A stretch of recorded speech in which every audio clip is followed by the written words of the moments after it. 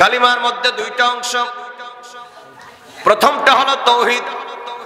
তাওহীদের বাণী হচ্ছে লা ইলাহা ইল্লাল্লাহ, তার মানে আল্লাহ ভিন্ন কোনো ইলাহা নাই, কোনো মাবুদ নাই, কোনো রব নাই।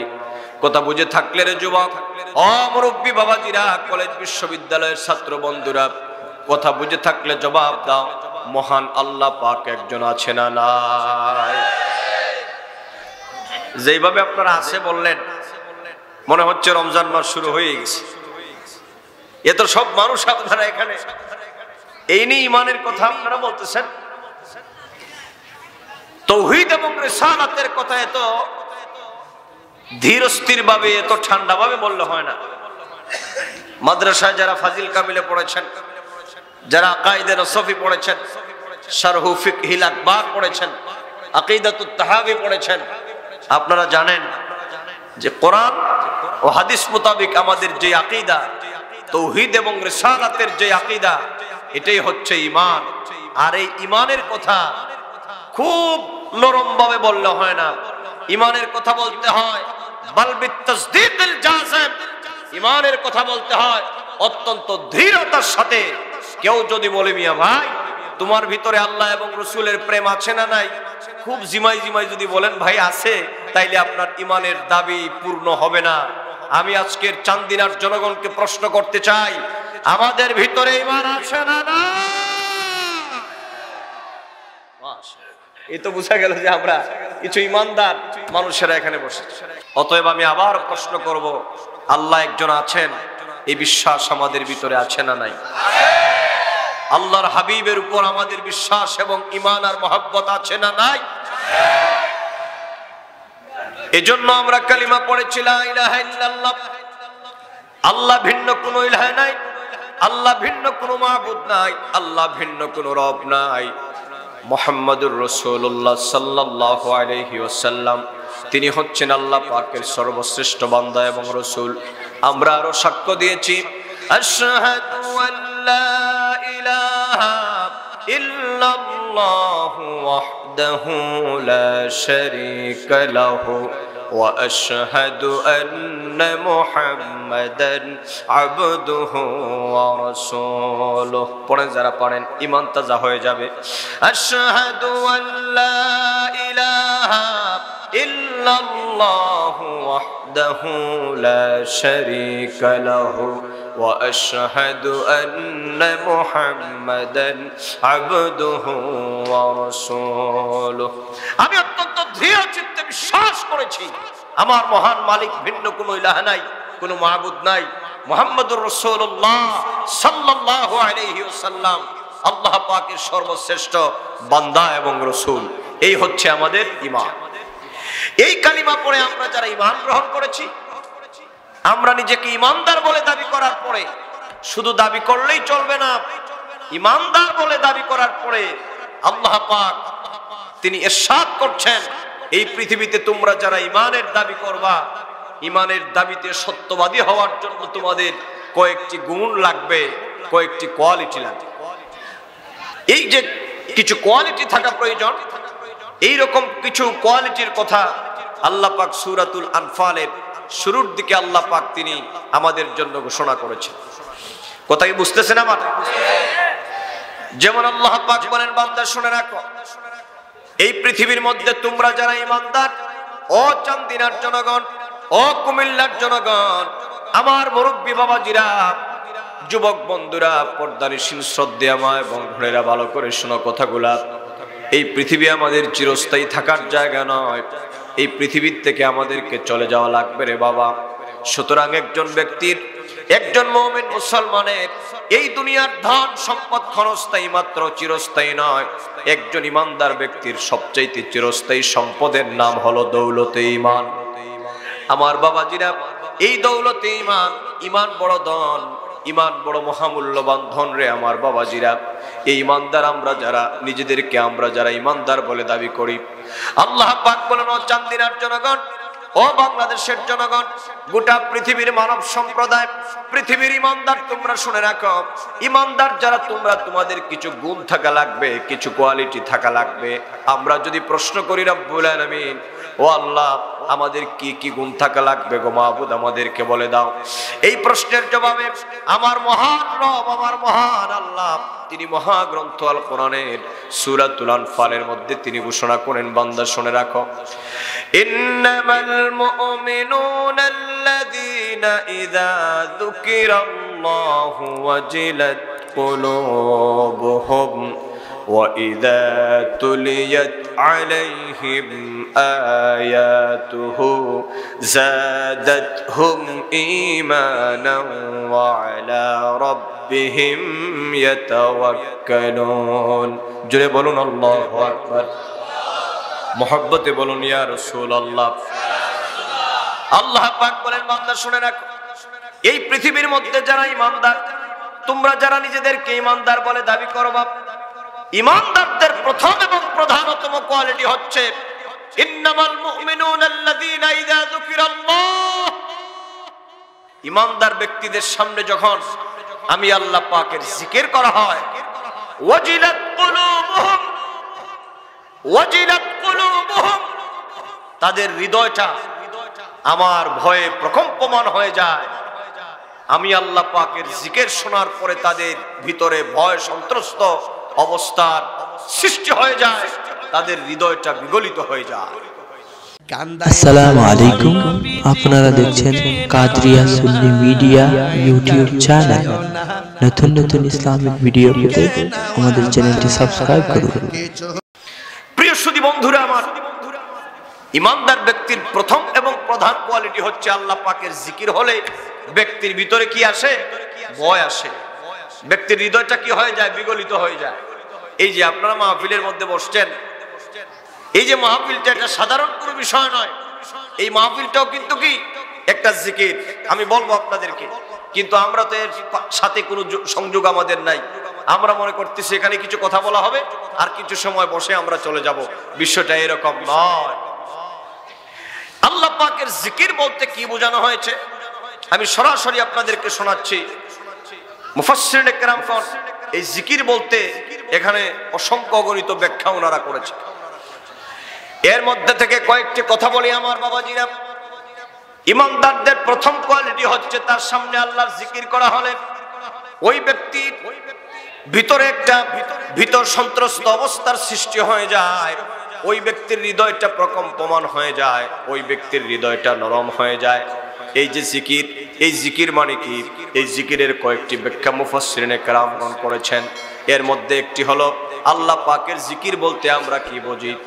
এই যে আমরা নফিস বাতের জিকির করি, পাসান পাসের জিকির করি, ইসমে জাতের জিকির করি, আপনারা বলুন এই যে আমরা আল্লাহ আল্লাহ নামের জিকির করি, এটাও এক প্রকারের জিকির। কথা বলেন ঠিক কিনা? এই যে আমরা মাঝে মধ্যে মাহফিলের শুরুতে আমরা জিকির করি, আপনি একা একা বসে বসে আপনার বাড়ির মধ্যে আপনি জিকির করেন, লা ইলাহা ইল্লাল্লাহ, লা ইলাহা, জোরে বলেন, লা ইলাহা ইল্লাল্লাহ। কলবের দিকে খেয়াল করেন, লা ইলাহা ইল্লাল্লাহ।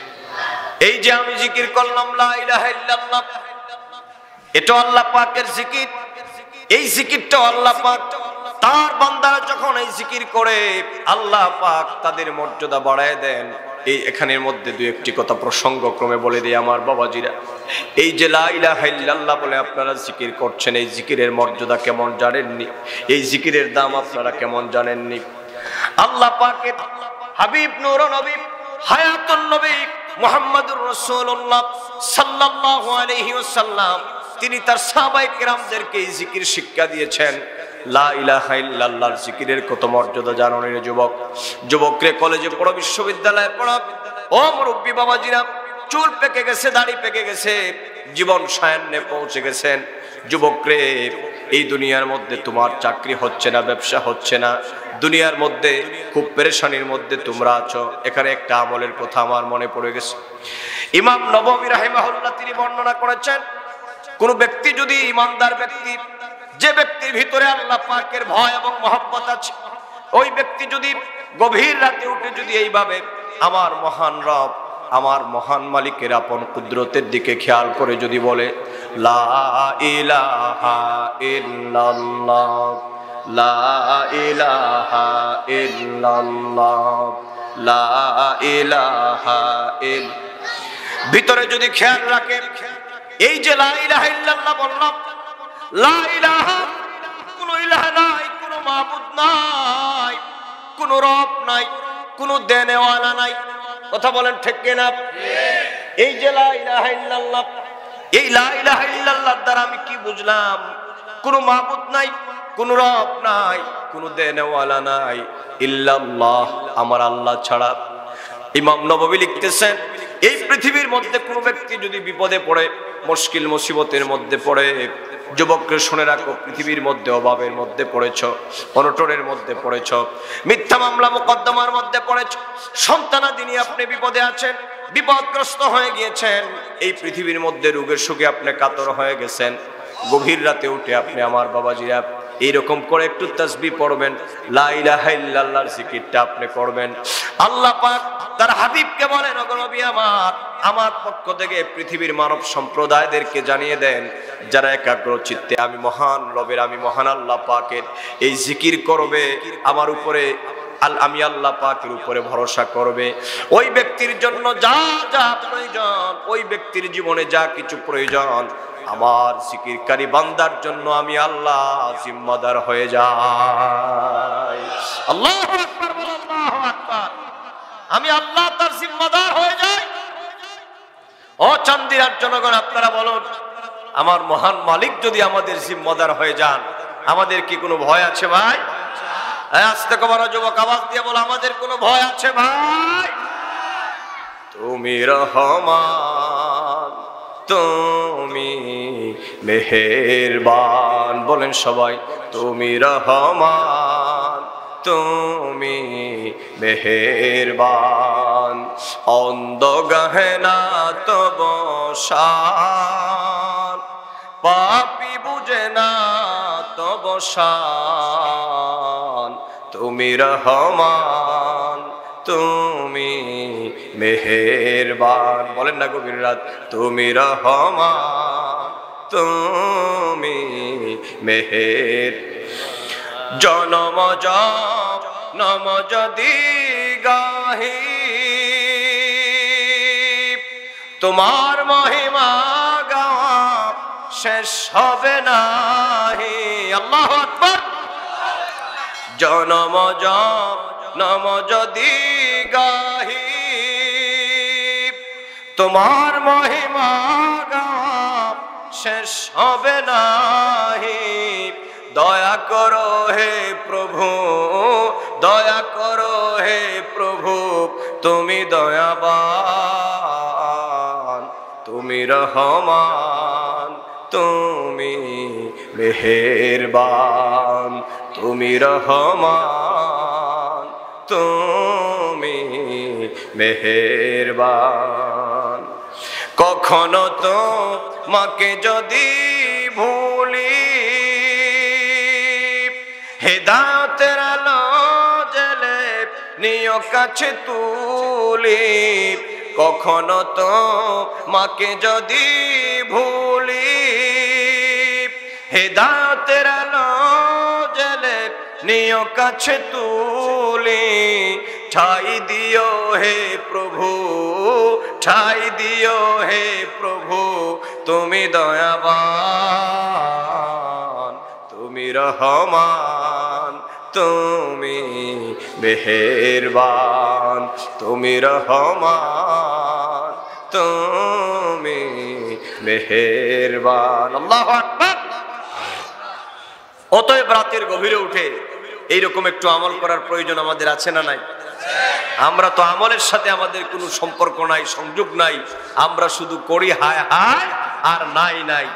আর পৃথিবীর মানুষের পিছনে আমরা আমাদের জীবন যৌবনকে আমরা ব্যয় করি, অথচ আমাদের ভিতরে সেই ধারণা বদ্ধমূল থাকা দরকার ছিল, এই পৃথিবীর কেউ আমাকে সাহায্য করতে পারবে না, সব যিনি দিবেন তিনি হচ্ছেন আমার।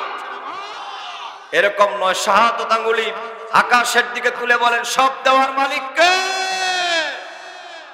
আল্লাহ। ও ভাই, এই বিশ্বাস আমাদের ভিতরে থাকা চাই। এই বিশ্বাস যদি আমাদের ভিতরে থাকে তাহলে আমরা পৃথিবীতে ডিরেল্ড হওয়ার কোনো সম্ভাবনা। এজন্য আমার বাবাজিরা, এই জিকিরগুলো আপনারা করবেন। এখানে প্রাসঙ্গিক আরো দুই একটি কথা বলে দেই। এই যে জিকির আমরা করি, লা ইলাহা ইল্লাল্লাহ, রাতের গভীরে হোক, ব্যবসা বাণিজ্যের মধ্যে বসেছেন, আপনি যে কোনো জায়গার মধ্যে বসেছেন, একটু মাঝে মধ্যে একটু জিকির করবেন। আল্লাহর অলিগণ যারা, যেমন আজকে এখানের মধ্যে আমরা দেখতেছি আল্লাহর একজন মহান অলি ওয়াজিদিয়া দরবার শরীফের পীর সাহেব কিবলা এখানের মধ্যে এসেছেন, আপনাদেরকে জিকিরের তালিম দিবেন। আল্লাহর মহান অলিরা জিকিরের তালিম দেন। এই জিকিরের মজলিস গুলার মধ্যে বসে যাবেন আমার বাবাজিরা, যুবক বন্ধুরে, জানোনি এই জিকিরের মজলিস গুলার মধ্যে যদি বসে যাও, আল্লাহ পাক তোমার মাকাম কত উন্নত করে দিবেন, তোমার জীবনকে আল্লাহ পাক কত পরিশোধিত করে দিবেন। এই পৃথিবীর মধ্যে যত অন্যায় অপরাধ আমাদের আছে গো বাবাজি, আল্লাহ পাকের জিকির যারা করে, আল্লাহ পাকের ওয়াদা, আল্লাহ জাকিরান বান্দাদেরকে বিনা হিসাবে তিনি মাফ করে দিবেন। আমাদের জীবনে গুনাহ খাতা আছে না নাই? আর যারা বললেন না, মনে হয় আপনাদের কোনো গুনাহ খাতার ধারে কাছে যান নাই। কথা বলেন, আছে না নাই? আছে মানে বেলা হিসাব বেলা কিতাব। আমাদের এমন এত সংখ্যক গুনাহ আছে, যেই গুনাহগুলো আমরা যদি হিসাব করা শুরু করি, হিসাব করে শেষ করতে পারবো না। এত সমস্ত গুনাহ আমরা পৃথিবীতে করে ফেলেছি। কথা বলো না যুবক, ঠিক কিনা? এজন্য চান্দিনার জনগণ, ও মুরব্বী বাবাজিরা, যুবক বন্ধুরা, দুনিয়ার ধাঁধায় পড়ে জীবনটারে নষ্ট করে দিবা না। যুবকরে, দুনিয়ার রঙিন স্বপ্নে বিভোর হয়ে আছো, কিন্তু তোমার জীবন প্রতিটা দিন তোমার জীবন থেকে শেষ হয়ে যাচ্ছে, তার মানে মৃত্যুর মুখোমুখি হয়ে যাচ্ছে আমরা। আমার বাবাজিরা, এই যে আপনার আমার চুল পেকে যাচ্ছে, দাড়ি পেকে যাচ্ছে, আল্লাহর নবী বলেন, উম্মত, তোমাদের যাদের একটা চুল পেকে যাবে, একটা দাড়ি পেকে যাবে, উম্মত, বুঝবা তোমাদের গ্রিন সিগন্যাল, গ্রিন অ্যালার্ট জারি হয়ে গেছে। তার মানে তোমার পাসপোর্ট আর ভিসা রেডি হয়ে গেছে। কখন জানি তোমার বাড়িতে মৃত্যু নামক ফ্লাইট চলে আসে। ওই মৃত্যু নামক ফ্লাইটে করে তোমাকে দুনিয়ার সকল মায়া, দুনিয়ার সব ছিন্ন করে দিয়া, দুনিয়ার সব বাঁধন ছিন্ন করে দিয়া তোমাকে এমন এক জগতে রওনা করতে হবে, যে জীবনের শুরু আছে উম্মত, কোনোদিন আর শেষ হবে না। অতএব যুবক, মনে রাখবা, ও মুরব্বী বাবাজিরা, দুনিয়ার জীবনটা এমন ভাবে কাটাবেন, আল্লাহর সাথে সম্পর্ক করবেন, আমার দয়াল নবীর সাথে সম্পর্ক রাখবেন, আল্লাহর ওলিদের সাথে সম্পর্ক রাখবেন, মসজিদ মাদ্রাসার সাথে সম্পর্ক রাখবেন, নেককার আল্লাহওয়ালা বান্দাদের সাথে সম্পর্ক রাখবেন। আর যদি কোথাও দেখতে পান জিকিরের মজলিস, আল্লাহর কোন ওলিরা যদি জিকিরের তালিম দেয়, যে কোনো জায়গার মধ্যে যদি জিকিরের মজলিস হয়, ওই জিকিরের মজলিসগুলোর মধ্যে বসে পড়বেন, ওযু করে অত্যন্ত বাআদব ওই জিকিরের মজলিসগুলোর মধ্যে আপনারা বসে যাবেন। জানেন রে চান্দিনার জনগণ, হাদিসে পাকের মধ্যে এসেছে, এই পৃথিবীর মধ্যে আল্লাহ পাকের নেককার বান্দারা যখন এক জায়গার মধ্যে আল্লাহর নামের জিকির করে, আল্লাহ আল্লাহ বলে যখন আল্লাহর বান্দারা জিকির করে, আল্লাহ পাকের হাবিব বলেন, ওয়ানজালা আলাইহিমুস সাকিনাহ, আমার আল্লাহ পাক সাকিনা নামক এক প্রকারের রহমত নাজিল করে দেন। যেই রহমত নাজিল হলে পড়ে, এই যে সাকিনা নামক রহমত, এই রহমত নাজিল হলে পড়ে বান্দার পেরেশানি দূর হয়ে যায়, বান্দার ভিতর থেকে যত মেন্টাল স্ট্রেস আছে রে যুবক, দূর হয়ে যায়। পৃথিবীর যত পেরেশানি আছে, আল্লাহর নামের জিকির যারা করে, আল্লাহ আল্লাহ নামের জিকির যেই কলবের মধ্যে উচ্চারিত হয়, ওই কলবের মধ্যে আমার আল্লাহ পুরো দুনিয়ার পেরেশানি রাখেন না। যেই কলবের মধ্যে, কত বড় কথা দেখেন ও যুবক রে, ও মুরব্বী বাবারা, পর্দার মা বোনেরা, এই দুনিয়াতে তোমরা মোটিভেশনাল স্পিকারদের বক্তব্য শোনো। যুবক রে, হতাশ হয়ে তুমি দুনিয়ার বহু মোটিভেশন তুমি শোনো, কিন্তু তোমার হৃদয়ের মধ্যে স্থায়ী কোনো প্রভাব বিস্তার করে না। এই দুনিয়ার কোনো মোটিভেশনাল স্পিকারের কাছে যাওয়া লাগবে না। মাঝে মধ্যে একটু গভীর রাতে উঠে ওযু করে ঠান্ডা পানি দিয়া, কষ্ট হলেও একটু ওযু করে 2 রাকাত নামাজ আদায় করে আমার মালিকের সাথে প্রেম নিবেদন করবা, আমার মহান মালিকের সাথে সম্পর্ক লাগানোর চেষ্টা করবা। আর জিকিরের মজলিসগুলোতে বসে যাবা, দুনিয়ার চিন্তা পেরেশানি আল্লাহ পাক দূর করে দিবেন। শুধু তাই নয় রে যুবক, হাদিস হাদিসে পাকের মধ্যে এসেছে আল্লাহর হাবিব বলেন, ও দুনিয়ার মানব সম্প্রদায়, আমার কোন উম্মতেরা যদি এক জায়গার মধ্যে জিকিরের মজলিসের মধ্যে বসে যায়, ওই জায়গার মধ্যে আল্লাহ পাক অসংখ্য গণিত ফেরেশতাদেরকে নাজিল করে দেন। ওই এত সংখ্যক ফেরেশতারা থাকে, আসমান থেকে যদি একটা সূচ ফেলে দেওয়া হয়, ওই সূচটা জমিনের মধ্যে পড়বে না। এত সংখ্যক ফেরেশতারা ওই মাহফিলের চতুর্দিকে দাঁড়ায় থাকে। ওই জিকিরের মাহফিল থেকে আমার বান্দারা এখনো উঠে যায় নাই। আমার নবী বলেন, আমার আল্লাহ পাকের বান্দারা এখনো উঠে যায় নাই। মধ্যবর্তী সময় আল্লাহ পাকের দরবারে এক শ্রেণীর ফেরেশতারা চলে যায়। আল্লাহ পাক বলেন, ফেরেশতারা রে, আমার বান্দাদেরকে কোন অবস্থায় তুমি দেখে এসেছো? তোমরা কোন অবস্থায় দেখে এসেছো?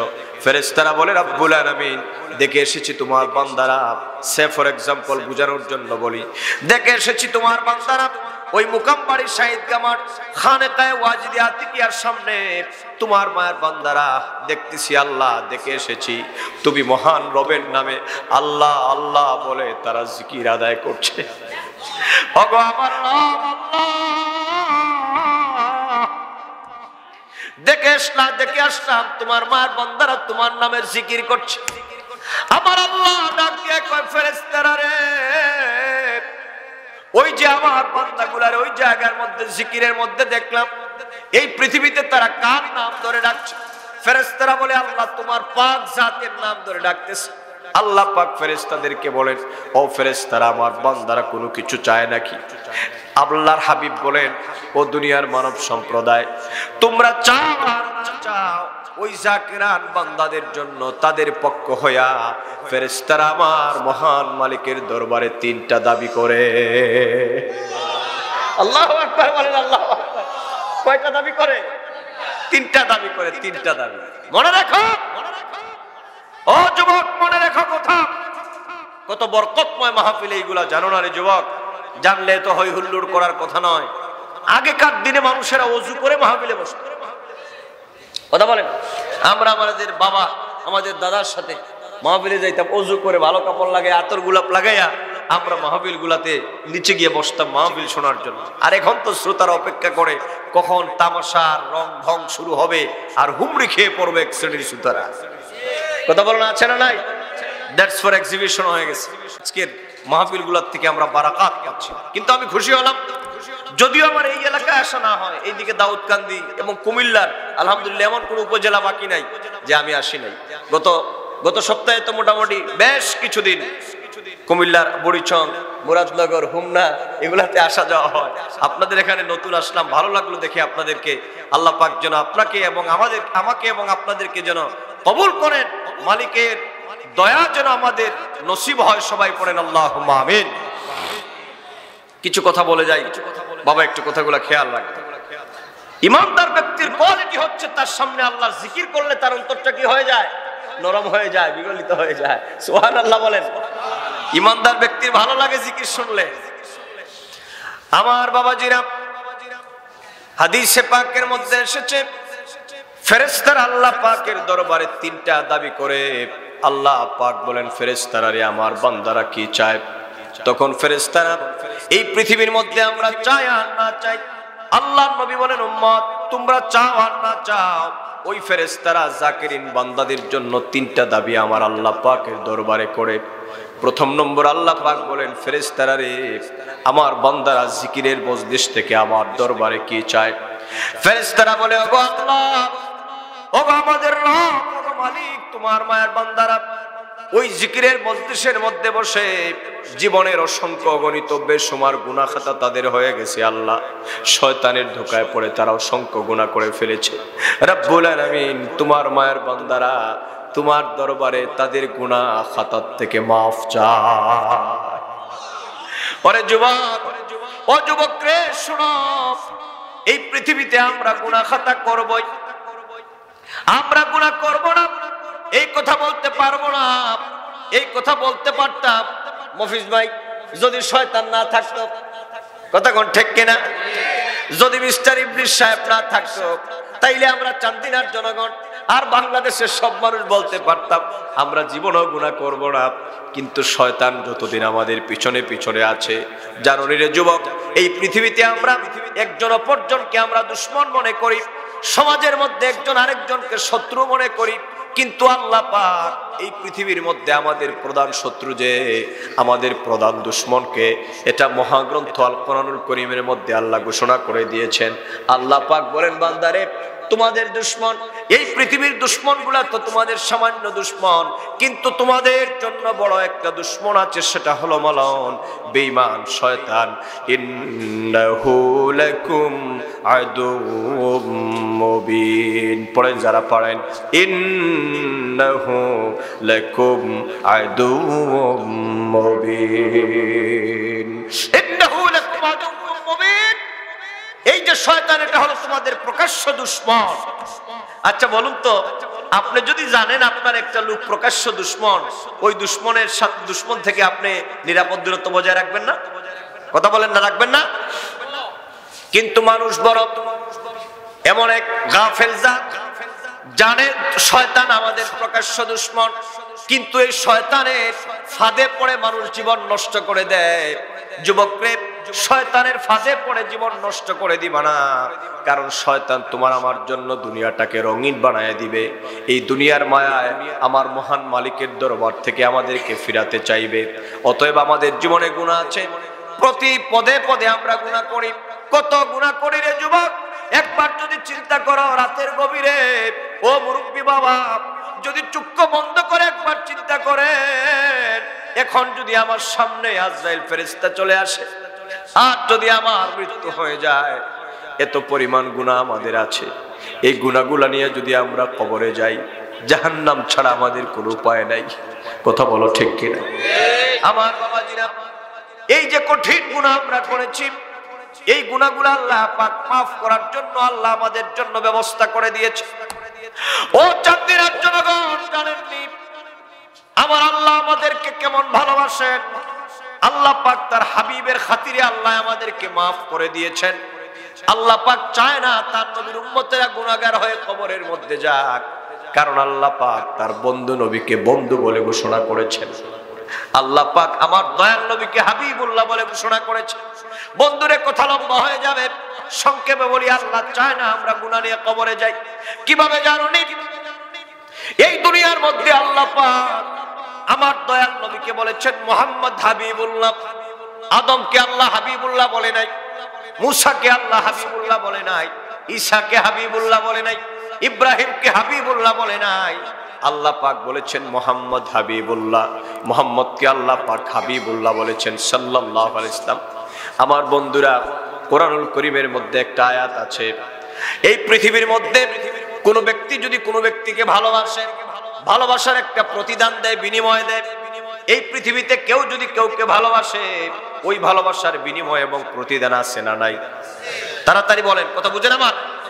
আছে না নাই?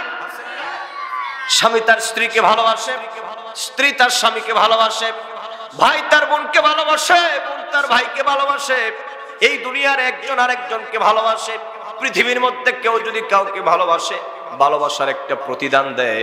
কেউ যদি কাউকে মহব্বত করে, তার একটা প্রতিদান দেয়। আল্লাহ পাক বলেন আমার বন্ধু নবীকে আমি কামালে মহব্বত করেছি, কামালে মহব্বত। কোরআনুল কারীমের মধ্যে একখানা আয়াত আছে, আল্লাহ পাক বলেন আল-ইয়াউমা আকমালতু লাকুম দীনাকুম ওয়া আতমামতু আলাইকুম নি'মাতি ওয়া রাদিতু লাকুমুল ইসলাম দীনা। কওমি মাদ্রাসার আলেম হন, আলিয়া মাদ্রাসার আলেম হন, যে কোনো দলের আলেম হন না কেন, এই আয়াতখানার তাফসীরের মধ্যে দেখবেন মুফাসসিরিনে কেরামগণ লিখেছেন আমার আল্লাহ আমার বন্ধু নবীকে কামালে মহব্বত করেছেন। সুবহানাল্লাহ বলেন। আল্লাহ আমার নবীকে কি মহব্বত করেছেন? কামাল। ওরে কামালে মহব্বত করেছেন মানে আল্লাহ আমার মহান মালিক যেই পরিমাণ ভালোবাসার দরকার, আমার বন্ধু নবীকে সেই পরিমাণ ভালোবেসেছেন, যেটার কোনো তুলনা নাই রে বন্ধু। এবার আসেন, এই পৃথিবীর সিস্টেম আর কাস্টমস হলো, কেউ যদি কাউরে ভালোবাসে, ওই দুনিয়ার মধ্যে ভালোবাসার বিনিময় দেয়, ভালোবাসার কিছু গিফট করে, ভালোবাসার কিছু বিনিময় দেয়। আমরা যদি প্রশ্ন করি রব্বুল আলামিন তুমি তোমার বন্ধু নবীকে ভালোবেসেছো, আল্লাহ তোমার বন্ধু নবীকে ভালোবাসে, ওগো আমার মালিক তোমার বন্ধু নবীরে যে তো ভালোবাসলাম, তোমার নবীরে ভালোবাসা তুমি বিনিময়টা কি দিলাম, তোমার বন্ধু নবীরে তুমি কি উপহার দিলাম? মুফাসসিরিনে কেরামগণ লিখেছেন আমার আল্লাহ আমার নবীকে কামালে মহব্বত করেছেন, আর এই কামালে মহব্বতের বিনিময়ে আমার আল্লাহ বলেন হাবিব গো আমার, আমি আল্লাহ যে আপনাকে এত মহব্বত করলাম ভালোবাসলাম, ওই ভালোবাসার বিনিময়ে আমি আল্লাহ প্রথম বিনিময় আমি দিলাম আপনার গুনাহগার উম্মত গুলারে আমি আল্লাহ মাফ করে দিলাম। আল্লাহু আকবার, আল্লাহু আকবার। ওগো হাবিব আপনাকে ভালোবাসার বিনিময়ে আমি আপনার গুনাহগার উম্মত গুলারে মাফ করে দিলাম। এজন্য জানেন আমরা হচ্ছে ক্ষমাপ্রাপ্ত উম্মত। আমরা কি উম্মত? কথা বলেন না, কি উম্মত? এই জন্য আমাদের নাম হলো, আমরা হলাম উম্মতে মরহুমা। এই যে আপনাদের মাইকের মধ্যে অ্যানাউন্সমেন্টে বলা হয় অমুক ব্যক্তি চান্দিনার মারা গিয়েছে, আগামীকাল বেলা 2 ঘটিকার সময় অমুক ব্যক্তির মরহুমের জানাজার নামাজ অনুষ্ঠিত হবে। ও যুবক বন্ধুরা, মুরব্বী বাবাজিরা, একটু বুকে হাত দিয়ে কি বলতে পারবেন বয়স আপনার 40 বছর, বয়স আপনার 50 বছর, বয়স আপনার 60 বছর 70 বছর হয়ে গেছে, আপনারা কি বুকে হাত দিয়ে বলতে পারবেন নাকি কোনোদিন কি আপনি মসজিদের ইমাম সাহেবকে জিজ্ঞেস করেছেন, মুয়াজ্জিন সাহেবকে জিজ্ঞেস করেছেন বেটা মৌলানা সাহেব এদিকে আসো, এই যে তোমরা বললাম মরহুমের জানাজার নামাজ, এই মরহুম মানে কি, এই প্রশ্নটা কি কোনোদিন আপনারা মসজিদের ইমাম সাহেবকে করছেন নাকি? কথা বলেন, আপনারা করছেন নাকি করেন নাই? কোনোদিনও আপনারা করেন নাই। দুনিয়ার মানুষের এই মরহুম মানে হলো ক্ষমাপ্রাপ্ত। হাদিসে পাকের মধ্যে আমার নবী বলেন উম্মতি উম্মাতুন মারহুমাতুন, আমার আল্লাহ আমাকে এমন এক প্রকারের উম্মত দিয়েছেন যে উম্মত গুলারে আমার আল্লাহ আমি নবীর খাতিরে ক্ষমাপ্রাপ্ত বলে ঘোষণা করে দিয়েছেন। অতএব যুবক বন্ধুরা, আমাদেরকে তো আল্লাহ ক্ষমাপ্রাপ্ত ঘোষণা করে দিয়েছেন, আল্লাহ তো আমাদেরকে মাফি করে দিয়েছেন। অতএব আমরা যেন গুনাহ খাতা নিয়ে কবরে না যাই, এই জন্য আল্লাহ পাক আমাদের জন্য কিছু ব্যবস্থা করে দিয়েছেন। আল্লাহ পাক বলেন ওগো হাবিব আমার, আপনার উম্মত গুলারে আমি মাফ করে দিয়েছি, কিন্তু শয়তান তাদেরকে বেকায়দায় ফেলানোর চেষ্টা করবে, শয়তান তাদেরকে ডিরেল করার চেষ্টা করবে, লাঞ্ছিত করার চেষ্টা করবে। এই জন্য আমি আল্লাহ পাক এমন কিছু সিস্টেম আপনার উম্মতের জন্য আমি দিয়ে দিলাম। আপনার উম্মতেরা যদি এই মজলিসগুলাতে বসে ওই কাজগুলা করে যদি আমি মহান নবের দিকে যদি 2টি হাত বাড়ায় দেয়, হাতখানা মুছার আগে আগে আমি আল্লাহ আপনার উম্মতের গুনাহগুলাকে মাফ করে দিব। লা ইলাহা ইল্লাল্লাহ, লা ইলাহা লা ইলাহা ইল্লাল্লাহু মুহাম্মাদুর রাসূলুল্লাহ। সকলে পড়ুন সাল্লাল্লাহু আলাইহি। তো জাকিরান বান্দাদের জন্য নবীজি বলেন ফেরেশতারা আমাদের পক্ষ থেকে কয়টা দাবি করে? কথা মনে আছে আপনাদের? 3টা দাবি করে। আমার ভাইরা, এই 3টা দাবির মধ্যে প্রথম দাবি হলো ফেরেশতারা গিয়ে বলে রব্বুল আলামিন তোমার বান্দারা জীবনের গুনাহ থেকে মাফ চায়। আল্লাহ পাক বলেন ফেরেশতারা রে, যেই বান্দা বানানোর জন্য তোমরা আমাকে নিষেধ করেছিলা, কথা বলেন আমাদেরকে বানানোর সময় ফেরেশতারা নিষেধ করেছিল। আপনারা বলুন আমরা যে জিকির করি, আমরা যে আল্লাহর নামের তাসবিহ পড়ি, এই দৃশ্য আমার আল্লাহ দেখে কিনা? আস্তে কমেন্ট করুন, আওয়াজ দিয়ে বলো দেখে কিনা? ইন্নাহু হুয়াস সামিউল বাসীর। পড়েন যারা পড়েন, ইন্নাহু হুয়াস সামিউল বাসীর। আমার আল্লাহ পাক দেখেন, শুনেন, বান্দা কি করে না করে সব যিনি দেখেন তিনি হচ্ছেন আমার আল্লাহ। আমার ভাইরা, আল্লাহ পাক তো দেখেন। এরপর আল্লাহ পাক বলেন ও ফেরেশতারা রে, আমার বান্দারা কোন অবস্থায় আছে? ফেরেশতারা বলে আল্লাহ তোমার বান্দারা জিকির করতেছে, কই কি চায়? নবীজি বলেন 3টা দাবির প্রথম দাবি হলো আল্লাহ পাকের দরবারে বলে কই আল্লাহ তোমার বান্দারা জীবনের গুনাহগুলো maaf চায়। আল্লাহ পাক বলেন ফেরেশতারা শুনে রাখো, যেই বান্দা বানানোর ব্যাপারে তোমরা আমাকে নিষেধ করেছিলা, যেই বান্দা বানানোর ব্যাপারে তোমরাই আমাদেরকে নিষেধ করেছিলা, এবার তোমরা আমার কাছে এসে বলতেছো আমার বান্দা জীবনের গুনাহ maaf চায়।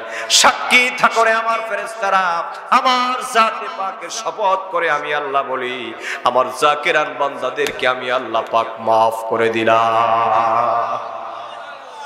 নাম্বার 2, ফেরেশতাদেরকে আল্লাহ পাক বলেন, ফেরেশতারা রে আমার বান্দারা কি চায়?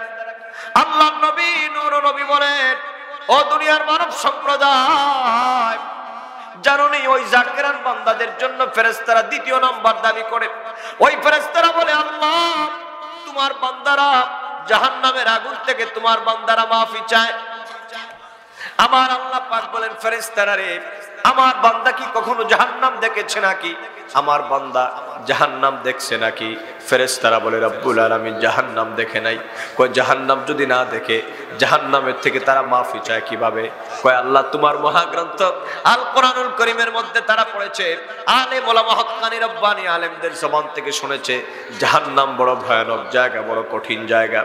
হাদিসে পাক থেকে তারা জেনেছে জাহান্নাম বড় কঠিন জায়গা। রব্বুল আলামিন ওই জাহান্নামের উত্তপ্ত আগুনের ভয় তোমার মায়ের বান্দাদের ভিতরে জ্বলে উঠেছে গো মাবুদ। তোমার ভয়ে ভীত সন্ত্রস্ত হয়ে তোমার মায়ের বান্দারা জিকিরের মজলিস থেকে তোমার দরবারে মাফি চায় আল্লাহ, জাহান্নাম থেকে তারা পানা চায়। এই কথা শোনার পরে আমার রব্বুল আলামিন বলেন, ও ফেরেশতারা সাক্ষী থাক, আমার জাকিরান বান্দা যারা জাহান্নাম দেখে নাই, আমি আল্লাহ পাকের কথাগুলা শুনেছে, আমার নবীর কথাগুলা শুনেছে, অথচ আমি আল্লাহকে তারা দেখে নাই, আমার বন্ধু নবীরে দেখে নাই, না দেখে তারা বিশ্বাস করে জাহান্নামের আগুন থেকে তারা মুক্তি চায়। যারা সাক্ষী থাকলে ফেরেশতারা আমি আমার জাকিরিন বান্দাদেরকে জাহান্নাম থেকে আমি আল্লাহ নাজাত দান করে দিলাম। তৃতীয় নম্বর ফেরেশতারা বলে, রব্বুল আলামিন তোমার বান্দারা কি চায়? আল্লাহ পাক বলেন, ও ফেরেশতারা আমার বান্দারা কি চায়? ফেরেশতারা বলে, আল্লাহ তোমার ওই চান্দিনার বান্দারা তোমার পাক নামের জিকির করে তোমার দরবারে জান্নাত কামনা করে জান্নাতুল ফেরদাউস চায়। আল্লাহ পাক বলেন, ফেরেশতারা রে আমার বান্দা জান্নাতের ব্যাপারে জানলো কেমনে? আল্লাহ পাকের এই প্রশ্ন শোনার পর ফেরেশতারা বলে, আল্লাহ তোমার বান্দারা বড় ঈমানদার, বড় পরহেজগার গো মাবুদ, তোমার জিকির করতেছে তারা, তোমার মহাগ্রন্থ আল কোরআনুল কারীমের মধ্যে তারা এই কথা জেনেছে। ওই যে তুমি বলেছ, ইন্নাল্লাযীনা আমানু ওয়া আমিলুস সালিহাতি কানাত লাহুম জান্নাতুল ফিরদাউসি নুজুলা। ওই যে আল্লাহ তুমি বলেছ, নিশ্চয় আমার ঈমানদার বান্দা যারা, নিশ্চয় যারা ঈমান এনেছে আমলে সালেহ করবে তাদের জন্য কানাত লাহুম জান্নাতুল ফিরদাউসি নুজুলা, আমি আল্লাহ পাক চিরস্থায়ী শান্তির জায়গা জান্নাতুল ফিরদাউস বরাদ্দ দিয়ে দিব। রব্বুল আলামিন তোমার মায়ের বান্দারা তোমার কথার উপরে বিশ্বাস করেছে, তোমার হাবিবের কথার উপরে বিশ্বাস করেছে, কিন্তু তারা জান্নাত দেখে নাই গো মাবুদ, জান্নাতের নাজ নিয়ামতের কথা তারা জানতে পেরেছে। আল্লাহ পাক বলেন, ফেরেশতারা রে যেই বান্দা আমাকে দেখে নাই, যে বান্দা আমার বন্ধু নবীরে দেখে নাই, যেই বান্দা জান্নাত দেখে নাই কিন্তু আমার উপরে ঈমান এনে আমার জান্নাতের কথা বিশ্বাস করে, আমার বান্দারা পৃথিবীর মধ্যে আমার পাক নাম ধরে তারা জিকির করতেছে, সাক্ষী থাকলে ফেরেশতারা আমার ওই বান্দাদের নামগুলা আমি আল্লাহ পাক চিরস্থায়ী জান্নাতবাসীদের দফতরে আমি উঠাইয়া দিলাম। অতএব আজকের চান্দিনার জনগণ, ও মুরব্বী বাবাজিরা, আজকের মাহফিল থেকে বাড়িতে কয়েকটি কথা নিয়ে যাবা। এর মধ্যে একটি কথা হচ্ছে, যেখানে কোনো জিকিরের মজলিস দেখতে পাও ওই জিকিরের মজলিস গুলাতে বসে যাবা, আল্লাহ পাকের ইবাদত করবা, নামাজ পড়বা, রোজা রাখবা, পিতামাতা থাকলে খেদমত করবা, মসজিদ মাদ্রাসার খেদমত করবা, ভালো কাজে নিষেধ দিবা না, মন্দ কাজে কোনোদিন হুকুম করবা না, আর যতটুকু সম্ভব যথাসাধ্য ঈমান আমলের সাথে জীবন পরিচালনা করার চেষ্টা করবা। কারণ কি জানো না কি রে যুবক, যদি তুমি একটা বারও আমার আল্লাহর নামের জিকির করো, যদি বিন্দু পরিমাণ কোনো ভালো আমল করো, বিন্দু পরিমাণ যদি কোনো নেক আমল করো, এরও প্রতিদান আল্লাহ দুনিয়াতেও একটা দিবেন, পরকালের ময়দানে তার বিনিময়ে আল্লাহ জান্নাতুল ফিরদাউস দান করে দিবেন।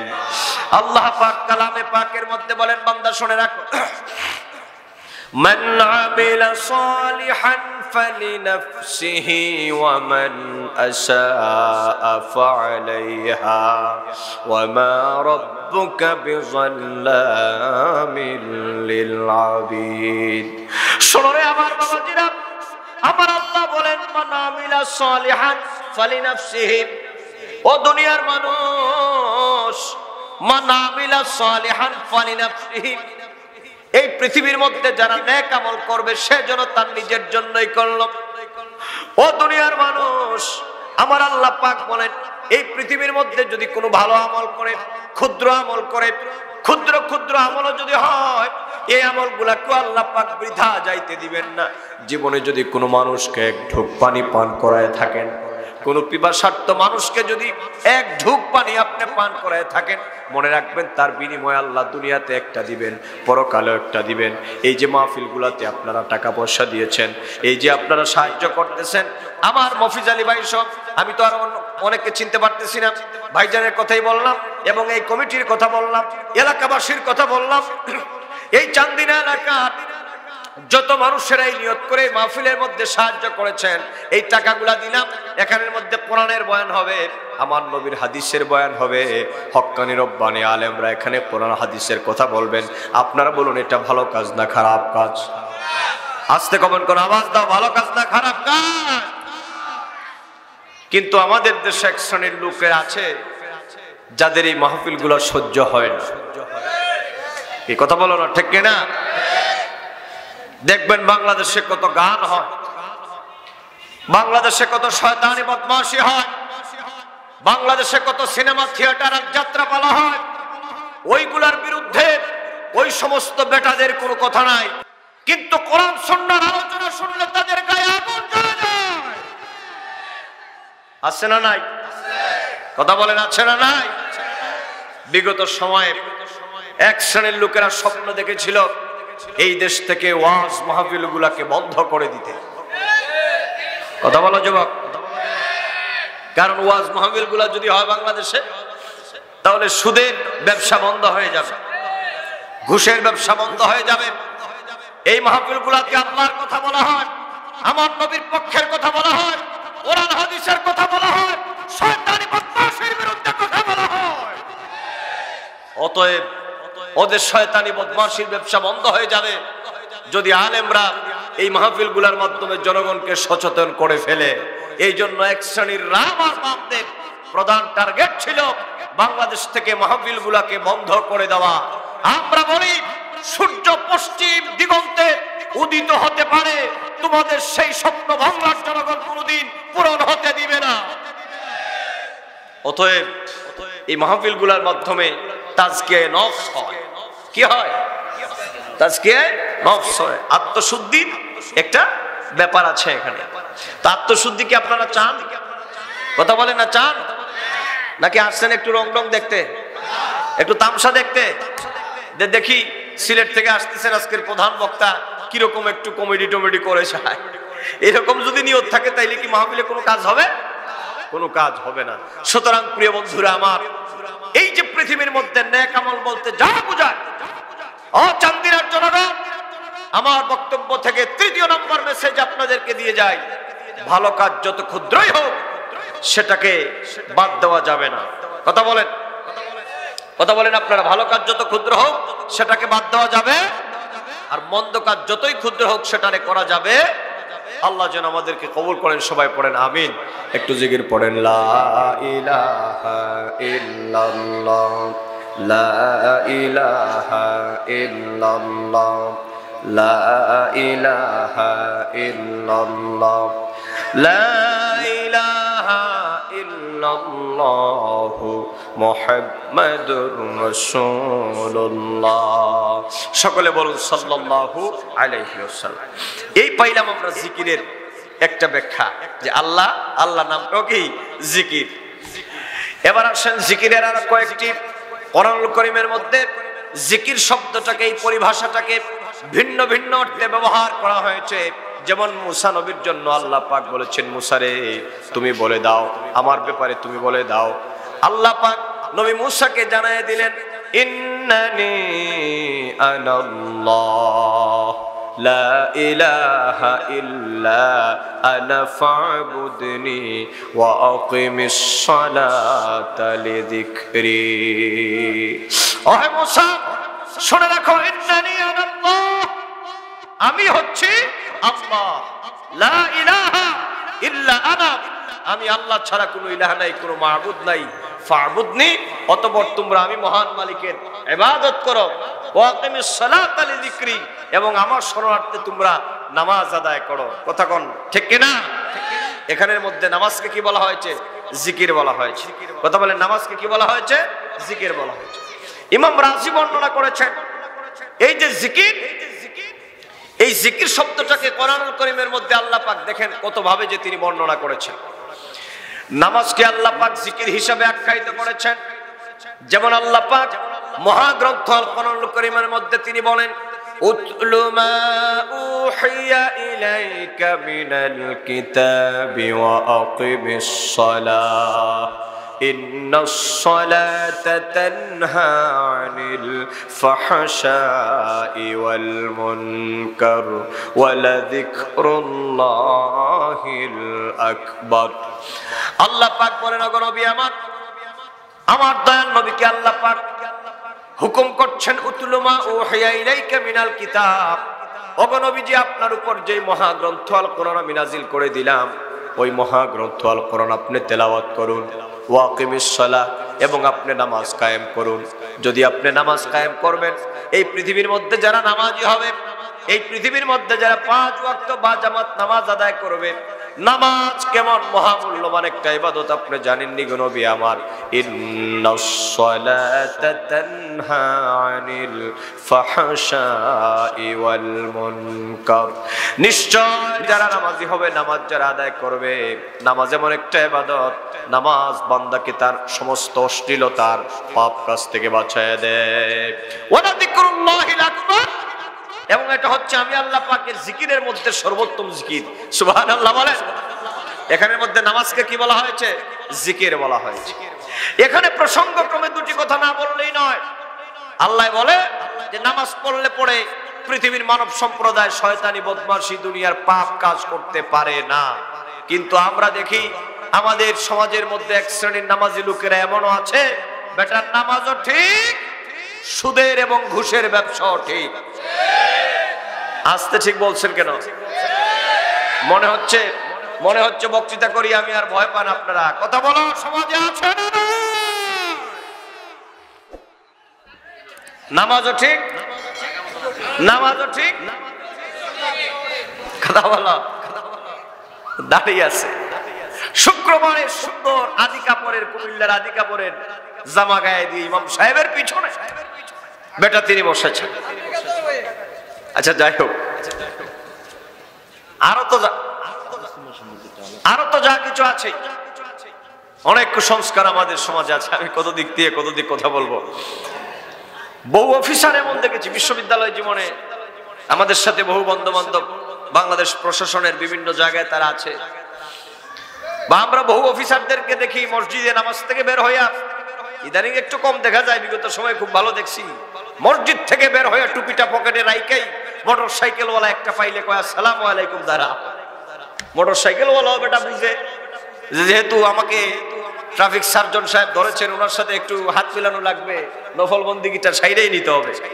তিনিও পকেট থেকে 500 টাকার করে নোটটা বের করে দিয়ে তিনিও বলেন ওয়ালাইকুম আসসালাম স্যার, হাতটা মিলান। কথা বলেন। তো বেটা কি একটু আগে কি করে আসছে? নামাজ পড়ে বাড়াইছে, আর এখন কি করতেছে? ঘুষ নিচ্ছে। কথা বলো, কথা বলেন। এইরকম অফিসার বাংলাদেশে আছে না নাই? নামাজও ঠিক, শয়তানি বদমাশিও ঠিক, নামাজও ঠিক, সমাজ দেশ রাষ্ট্রের বিরুদ্ধে ষড়যন্ত্র তার ঠিক, নামাজও ঠিক, পৃথিবীর মধ্যে যত অনাস্তাবিক কর্মকাণ্ড আছে সবগুলোতে সমর্থন করা তার ঠিক। সব কাজে সে আছে, আবার সিন্ডিকেট গঠন করছে। ওই কোথায় বাম্পার হাউজি হবে, সে থাকবে মসজিদে নামাজের আগের কাতারে, আর সেখান থেকে তাকে প্রতি রাতে 20-30 হাজার টাকা আদিও পাঠানো হবে। ঠিক কথা বলেন, ঠিক কিনা? আবার কোন ও কিন্তু আবার খুব চালাক, ওই প্রাণীগুলা কিন্তু খুব দুর্বল না। আবার জানি কোন মৌলানা সাহেব ফতুয়া দিছে, কয় জীবনে যত শয়তানি বদমাশি করেন ভাই কোনো সমস্যা নাই, মাঝে মধ্যে একটু মক্কা শরীফ যাবেন, এখানে গিয়ে একটু সালাম কালাম করে আসবেন, সব কিছু আপনার ধুয়ে মুছে সাফ হয়ে যাবে। এই জন্য আপনারা দেখবেন সবচেয়ে বড় দুর্নীতিবাজ যেগুলো, ওইগুলো মাঝে মধ্যে সাদা কাপড় টাপড় পরে মক্কা শরীফ যায়। আরে বেটা, মানুষের হক নষ্ট করে যদি প্রতি সপ্তাহে একবার মক্কা শরীফ যাও, আল্লাহ পাক মানুষের হক কোনোদিন মাফ করবেন না, করবেন না।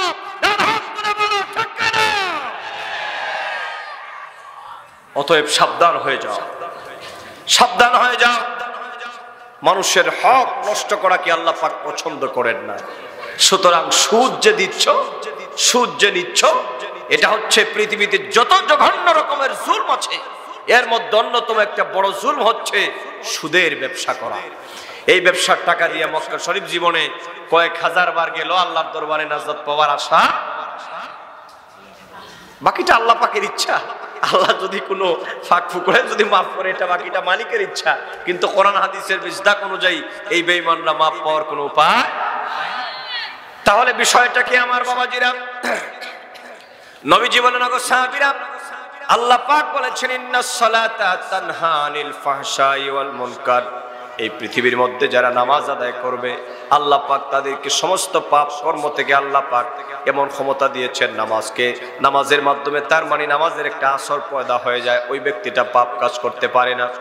কিন্তু আমরা দেখতে পাই নামাজ পড়ার পর যে ব্যক্তি পাপ কাজের মধ্যে জড়িত হয়ে যায়, বুঝবেন ওই ব্যক্তির নামাজ আল্লাহর দরবারে পুরোপুরি আদায় হচ্ছে না। নবীজি বলেন, ওগো সাহাবায়ে কেরাম, কোন ব্যক্তি যদি নামাজ আদায় করার পর ওই ব্যক্তিরা যদি পাপ কাজ ছাড়তে না পারে, বুঝবো ওই ব্যক্তির নামাজ দ্বারা সে কোনো উপকৃত হতে পারছে না। অতএব এখানের মধ্যে আল্লাহ পাক কি নামাজটাকে বলেছেন জিকির। আমি শেষ করে দিচ্ছি, আর দেরি করবো না, ইনশাআল্লাহ 12টা হয়ে গেছে। এই যে আমরা ওয়াজ করতেছি, এই ওয়াজটাকে আল্লাহ পাক জিকির বলে ঘোষণা করেছেন। সুবহানাল্লাহ বলেন। এই যে ওয়াজ মাহফিল গুলো, এটাও কি জিকির। যেমন আল্লাহ পাক বলেন, ফাযাক্কির ইন নাফাতিয যিকরা সায়াযাক্কারু মান ইয়াখশা ওয়া ইয়াতাজান্নাবুহাল আশকাল্লাযী ইয়াসলান নারাল কুবরা সুম্মা লা ইয়ামুতু ফিহা ওয়া লা ইয়াহইয়া قد أفلح من تزكى وذكر اسم ربه فصلى। এই যে আমরা এই মাহফিলের মধ্যে আমরা বয়ান করছি, এটা এক প্রকারের জিকির। এরপরে আমার বাবাজিরা, এই যে মহাগ্রন্থ আল কোরআন আল্লাহ পাক নাজিল করেছেন, এই কোরআনকেও আল্লাহ পাক জিকির বলে ঘোষণা করেছেন। আল্লাহ পাক বলেন, ইন্না নাহনু নাযালনা যিকরা ওয়া ইন্না লাহু লাহাফিজুন। কিন্তু এই আয়াতের মধ্যে যে আল্লাহ জিকিরের কথা বললেন, এই জিকিরের দ্বারা কোন জিকিরের কথা বলা হয়েছে? ওই যে মনে আছে না আপনাদের, ইমানদারদের কিছু কোয়ালিটি দরকার। এর মধ্যে অন্যতম একটা কোয়ালিটি হলো ইন্নামাল মুমিনুনা আল্লাযীনা ইযা যুকিরাল্লাহ। মনে আছে না আপনাদের, যেই কথা বলে আমি বক্তব্য শুরু করেছিলাম। এবার প্রশ্ন হচ্ছে, মাওলানা সাহেব আপনারা যদি বলেন এই জায়গার মধ্যে যে জিকিরের কথা বলা হয়েছে, এই জিকিরটা কোন জিকির? আল্লামা ইবনে কাসির বলেছেন, এই যে জিকিরের কথা বলা হয়েছে এই আয়াতের মধ্যে, এই জিকির মানে হলো ইযা যুকিরাল্লাহ আয় যুকিরা ইনদাহুম আহকামুল্লাহ। এই যে জিকিরের কথা বলা হয়েছে, এই জিকিরটা হচ্ছে আয় যুকিরা ইনদাহুম আহকামুল্লাহ। তাদের সামনে যখন আল্লাহ পাকের বিধিবিধানের কথা বলা হয়, হুকুম হাকামের কথা যখন বলা হয়, আল্লাহ পাকের কথাগুলো যখন বলা হয়, ওই ব্যক্তিটার মনটা নরম হয়ে যায়, ভীত সন্ত্রস্ত হয়ে যায়। আল্লাহর প্রেম এবং মহব্বত, আল্লাহ পাকের ভয় ভীতিতে তার ভিতরটা বিগলিত হয়ে যায়। আর পাশাপাশি আল্লাহ পাকের মহব্বতে তার ভিতরটা নরম হয়ে যায়, তার ভিতরে ভয় এবং আশা দুইটাই বিরাজ করতে থাকে। আর বান্দা আল্লাহর হুকুম মানার জন্য প্রস্তুতি গ্রহণ করে থাকে। তাহলে যুবক একটু কথা বলো, আল্লাহ পাকের হুকুম হাকাম গুলা মানার দরকার আছে না নাই? আস্তে কমন আওয়াজ দিয়ে বলা আছে না নাই? তাহলে বলো, নামাজ পড়া কার হুকুম? আস্তে কমা কেন, জোরে বলো। নামাজ পড়া কার হুকুম? রোজা রাখা কার হুকুম? নামাজ কি দৈনিক 5 বার নাকি সপ্তাহে একবার? বহু মুসল্লিরা আছে সপ্তাহে একদিন মসজিদে যায়, গিয়া দেখে ইমাম সাহেব ঠিকঠাক আছে কিনা। ঠিক আছে না? আমার ভাইয়েরা, নামাজ পড়া আল্লাহর হুকুম, রোজা রাখা আল্লাহর হুকুম, এই পৃথিবীর মধ্যে আল্লাহর হাবিবকে মহব্বত করাটা আল্লাহ পাকের হুকুম। দুনিয়ার মধ্যে শয়তানি বদমাশি করা যাবে না, এটা আল্লাহ পাকের নির্দেশ, এগুলো অমান্য করা যাবে না। পিতামাতার খেদমত করবা, ভালো কাজে জীবনটা ব্যয় করবা। আল্লাহ পাক এই কথাটুকুনি বুঝাতে চেয়েছেন, মুমিন ব্যক্তি যারা, তাদের কোয়ালিটি হলো, মুমিনের পরিচয় হলো, তার সামনে যখন আমার জিকির করা হয়, তার মানে আমার হুকুম আহকামের বয়ান যখন করা হয়, আমার ইমানদার ব্যক্তির মনটা রূঢ় হয়ে যায় না। আমার বান্দা আমার কথা যত শুনতে থাকে তার ভিতরে ভালো লাগে, আমার হুকুম আহকাম মানার জন্য আমার বান্দার হৃদয়টা আস্তে আস্তে তৈরি হয়ে যায়। কোন সুবহানাল্লাহ। এই কথাটাই আল্লাহ পাক বলেছেন, ইন্নামাল মুমিনুনা আল্লাযীনা ইযা যুকিরাল্লাহু ওয়াজিলাত কুলুবুহুম। আল্লাহ পাক এই কথাটাই এই আয়াতের মধ্যে বুঝাতে চেয়েছেন। ও আমার যুবকেরা, শেষ কথা বলে যায়, গভীর রাত, একটা মাত্র কোয়ালিটির কথা বললাম। গভীর রাত তোমাদেরকে একটা কথা বলে যাই রে যুবক, এই পৃথিবী চিরস্থায়ী থাকার জায়গা নয়। এই পৃথিবীতে আমরা ক্ষণস্থায়ী মুসাফির হিসাবে আমরা এসেছি। কিছুদিনের জন্য আমাদেরকে ট্রানজিট দেওয়া হচ্ছে। ট্রানজিট বুঝেন তো আপনারা? মনে করেন বাংলাদেশ এয়ারলাইন্সের একটা ফ্লাইটে করে আপনি কানাডাতে যাবেন, মনে করেন আপনি আমেরিকাতে যাবেন, মনে করেন আপনি লন্ডনে যাবেন, ফ্রান্সে যাবেন। বাংলাদেশ এয়ারলাইন্সের একটা ফ্লাইটে উঠলেন আমাদের শাহজালাল আন্তর্জাতিক বিমানবন্দর থেকে। আপনি ছিলেন বাংলাদেশে, আপনার লাস্ট ডেস্টিনেশন হচ্ছে কানাডাতে, কিন্তু আপনি ফ্লাইটে ওঠার পরে ইস্তাম্বুল শহরে গিয়ে দেখবেন আপনাকে একটা ট্রানজিট দেওয়া হয়। বা বাংলাদেশ থেকে আপনি যদি কাতার এয়ারলাইন্সে উঠেন, আপনি সৌদি আরব যাবেন, আপনি দুবাই যাবেন, আরব আমিরাতে যাবেন, যেই দেশের ফ্লাইটে উঠবেন দেখবেন ওই দেশের মধ্যে 2 ঘন্টা, 3 ঘন্টা, 4 ঘন্টা, 5 ঘন্টার সময় আপনাকে যাত্রা বিরতি দেওয়া হয়। আপনারা বলুন, এটাকে ট্রানজিট বলে। এই যাত্রা বিরতিটা কি আমার চিরস্থায়ী থাকার জায়গা নাকি? হ্যাঁ, তাড়াতাড়ি বলো যুবক, থাকার জায়গা? এই যে যাত্রা বিরতি, যুবক রে, এই যে ট্রানজিট, এই জীবনটা, এই লাইফটা, এটা একটা ট্রানজিটের মতো মনে করে রে যুবক। যুবক রে, তুমি শুধু লাইফ নিয়া, লাইফ আমার ব্রাইট হোক, ব্রাইট হইতে হইতে তোমার জীবন প্রদীপ নিবার সময় হয়ে যাচ্ছে। তোমার জীবন, লাইফ তোমার ব্রাইট হবে। লাইফটা কন্ট্রোল করেন আমার আল্লাহ, জীবন কন্ট্রোল করেন কে? আজ থেকে মনে যুবকেরা, আবার ওই জীবন দিয়েছেন কে? الذي خلق الموت والحياة ليبلوكم أيكم أحسن عملا। আল্লাহ পাক তোমার জীবন দিয়েছেন, আবার তোমাকে মৃত্যু দিবেন। এই যে জন্ম আর মৃত্যু, যেদিন মায়ের পেট থেকে বের হলারে যুবক, সেদিন থেকে নিয়া কবরে যাওয়ার আগ মুহূর্ত পর্যন্ত, আজরাইল ফেরেশতার সাথে দেখা হওয়ার আগ পর্যন্ত, এই সময়টাকে বলা হয় আরবিতে হায়াত, ইংরেজিতে বলা হয় লাইফ, বাংলায় বলা হয় জীবন। যদি আমরা প্রশ্ন করি, রব্বুল আলামিন এই জীবনটা তুমি কেন দিলা?